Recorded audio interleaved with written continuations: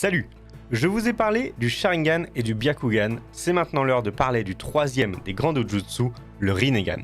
Rinnegan signifie œil de Samsara, Samsara étant un concept religieux que l'on retrouve dans l'hindouisme et le bouddhisme. Pour résumer, il s'agit du cycle de renaissance, de vie et de mort. Bon, c'est compliqué, mais vous avez les bases. La première apparition du Rinnegan se passe dans le chapitre 238 du manga ou l'épisode 135 de l'anime, dans l'ombre d'un Pain de Nagato. Le nombre de porteurs est bien moindre que les deux autres grands dojutsu.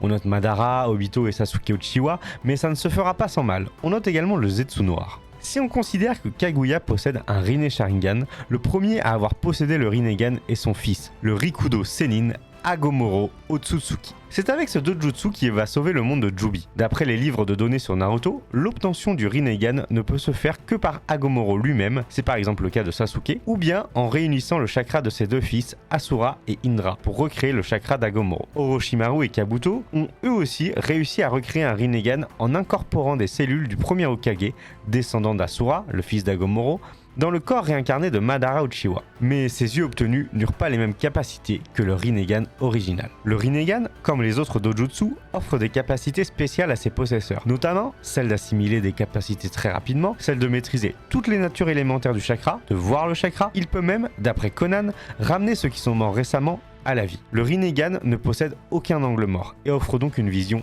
intégrale. Les intrigues autour du Rinnegan restent très présentes dans Boruto, et notamment avec Momoshiki Otsutsuki, ou encore Urashiki Otsutsuki. Il n'est donc pas impossible que tout ce que je vous raconte là évolue dans les années à venir. Voilà pour le Rinnegan, il nous restera à parler de toutes les évolutions et des dojutsu plus mineurs. Si cette vidéo vous a plu, n'hésitez pas à vous abonner, on se retrouve tous les lundis, mercredis et vendredis sur TikTok, et les mardis et jeudis sur Instagram.